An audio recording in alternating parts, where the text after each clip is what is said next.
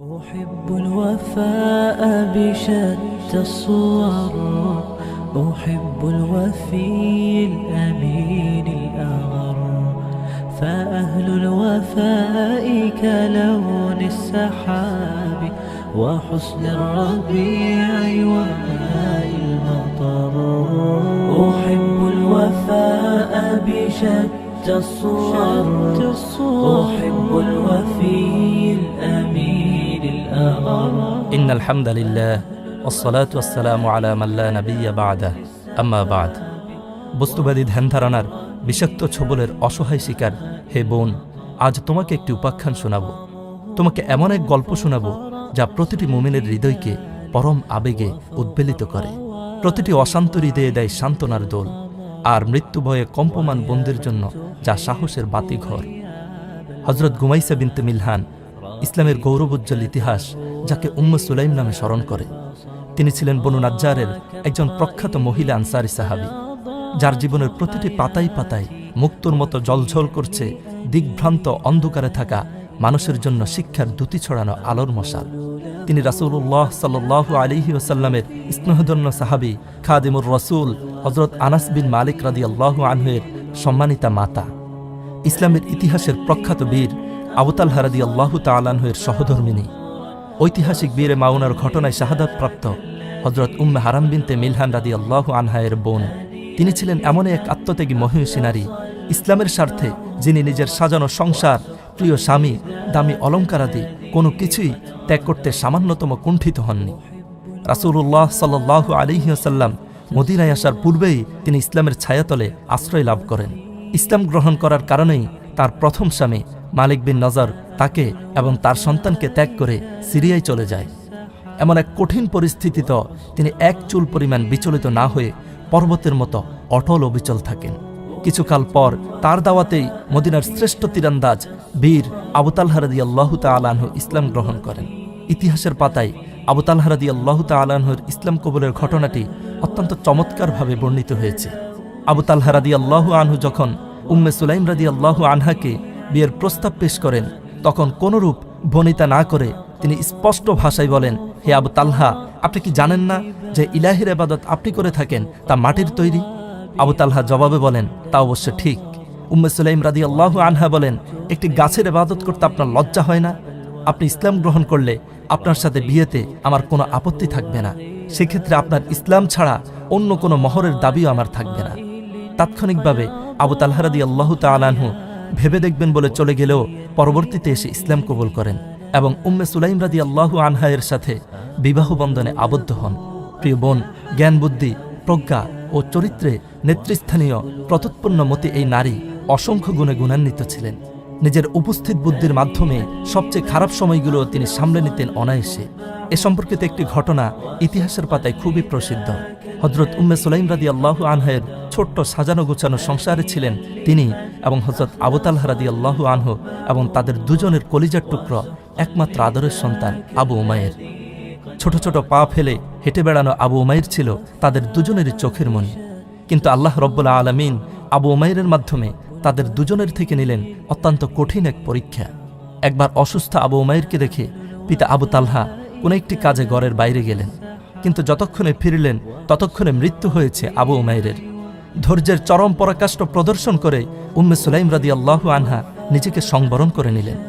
বাড়িতে থাকা অন্যদেরকেও তিনি বলে দেন আবু তালহাকে কেউ আগ বেড়ে যেন সংবাদটি না বলে বসে।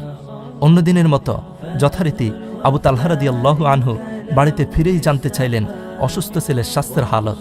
অসম্ভব হিকমার সাথে তিনি বললেন, আবু উমাইর যে অবস্থায় ছিল বর্তমানে তার চেয়েও ভালো অবস্থায় আছে। স্ত্রীর কথায় আবু তালহা রাদিয়াল্লাহু তাআলা আনহু ভাবলেন, হয়তো ছেলে আসলেই ভালো আছে। হযরত উম্মে সুলাইম রাদিয়াল্লাহু আনহা স্বামী আবু তালহাকে বলেন, আচ্ছা, কেউ যদি আপনার নিকট কোনো জিনিস আমানত রাখেন, অতঃপর কোনো এক সময় তা ফেরত নিতে আসেন, আপনি কি তা ফেরত দিতে অস্বীকার করবেন? আবু তালহা রাদিয়াল্লাহু তাআলা আনহু বলেন, কখনো না। তখন উম্মে সুলাইম রাদিয়াল্লাহু আনহা বলেন, তবে শুনুন, আমাদের কলিজার টুকরো নয়নের মণি আবু উমাইরকে আল্লাহ তাআলাই আমাদেরকে দিয়েছিলেন, অতঃপর তিনি আবার তাকে ফিরিয়ে নিয়ে গেছেন। সুবহানাল্লাহ। প্রিয় বোন, একটিবার চিন্তা করুন, সন্তান হারানোর মতো হৃদয় বিদারক একটি মুহূর্তে তিনি কতটুকু ধৈর্য ধারণ করেছিলেন। শুধুমাত্র ধৈর্য ধারণ করেই ক্ষান্ত হননি, অসম্ভব বুদ্ধিমত্তার সাথে নিজের স্বামীকে বুঝিয়ে নেন। আমরা যদি কল্পনা জগতে একটিবার নিজেদেরকে এমন একটি অবস্থায় ভাবি, তাহলে সহজেই আমরা সন্তান হারানোর ব্যথার তীব্রতা অনুভব করতে পারব। প্রিয় বোন, ইসলামের প্রতি নিবেদিত প্রাণ এই নারী রাসূল সাল্লাল্লাহু আলাইহি ওয়াসাল্লামকে ভালোবাসতেন নিজের জীবনের চাইতেও বেশি। রাসূলুল্লাহ সাল্লাল্লাহু আলাইহি ওয়াসাল্লামের প্রতি ভালোবাসার কারণেই হিজরতের পূর্বে তিনি ইসলাম গ্রহণ করেন। মদিনায় আসার পর রাসূল সাল্লাল্লাহু আলাইহি ওয়াসাল্লামের দরবারে উপস্থিত হয়ে রাসূল সাল্লাল্লাহু আলাইহি ওয়াসাল্লামের নিকট পেশ করেন তার জীবনের সবচেয়ে মূল্যবান সম্পদ, কলিজার টুকরা, চোখের মণি, 10 বছর বয়সী আদরের সন্তানকে। বললেন, ইয়া রাসূলুল্লাহ, এই নিন আনাসকে, রেখে গেলাম আপনার নিকট, সে এখন থেকে আপনার খেদমত করবে। এখানেই শেষ নয়, নিজের বাড়িতে ভালো কিছু রান্না হলেই তিনি পাঠিয়ে দিতেন নবীজি সাল্লাল্লাহু আলাইহি ওয়াসাল্লামের বাড়িতে।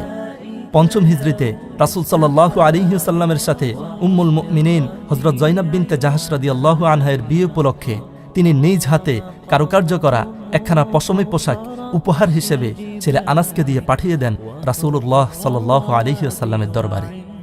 তিনি অন্তর দিয়ে রাসূল সাল্লাল্লাহু আলাইহি ওয়াসাল্লামকে ভালোবাসতেন। রাসূলুল্লাহ সাল্লাল্লাহু আলাইহি ওয়াসাল্লামও কখনো তাকে বিস্তৃত হননি। এই সম্মানিত মহিলাকে রাসূল সাল্লাল্লাহু আলাইহি ওয়াসাল্লাম দিয়েছিলেন জান্নাতের সুসংবাদ। সহিহ মুসলিমে বর্ণিত হয়েছে, আন আনাসিন আনিন নবী সাল্লাল্লাহু আলাইহি ওয়াসাল্লাম قال দাখালতুল জান্নাতা ফাসামিআতু খশফাতান ফাকুলতু মান হাযা قالوا هذه الغميساء بنت ملحان আনাস ইবনে মালিক। অর্থাৎ রাসূল সাল্লাল্লাহু আলাইহি ওয়াসাল্লাম বলেন, মিরাজের রজনীতে যখন আমি জান্নাতে প্রবেশ করলাম, তখন সেখানে আমি কারো চলার আওয়াজ শুনতে পেলাম। তখন আমি প্রশ্ন করলাম, কে এই ব্যক্তি? লোকেরা বলল, তিনি আনাস ইবনে মালিকের সম্মানিতা মাতা গুমাইসা বিনতে মিলহান।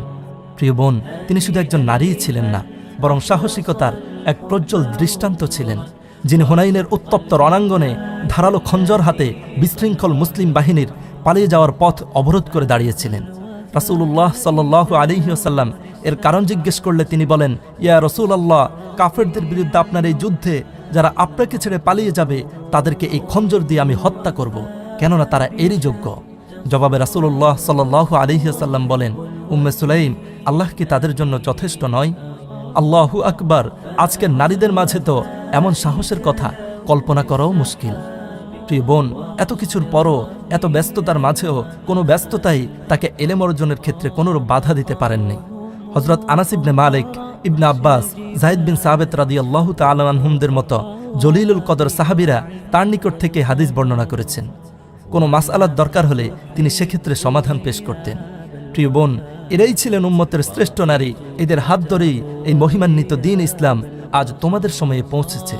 অথচ তোমরাই পশ্চিমা সাদা চামড়ার মানুষরূপী এই হায়নাদের কথিত আধুনিকতার অনুসরণ করতে গিয়ে বারবার নিজেদের মুসলিম পরিচয় হীনমন্যতায় আক্রান্ত হচ্ছ। কারণ তোমরা একটিমাত্র কথাই ভুলে গেছ, হযরত আয়েশা, খাদিজা এবং উম্মে সুলাইমরা তোমার পূর্বসূরি। ভুলে গেছ তোমরাই তো হাসান হুসাইন, আব্দুল্লাহ, আব্দুর রহমানদের গর্ভধারিণী মায়েদের রেখে যাওয়া উত্তরসূরি। তারা ছিলেন সেই নারী যারা ইসলামের স্বার্থে নিজের জীবনকে কোরবান করতেও সামান্যতম দ্বিধাবোধ করতেন না। আল্লাহ তাআলা আমাদের সকল বোনদেরকে, সকল মায়েদেরকে উম্মে সুলাইম রাদিয়াল্লাহু আনহার মতো কবুল করে নিন।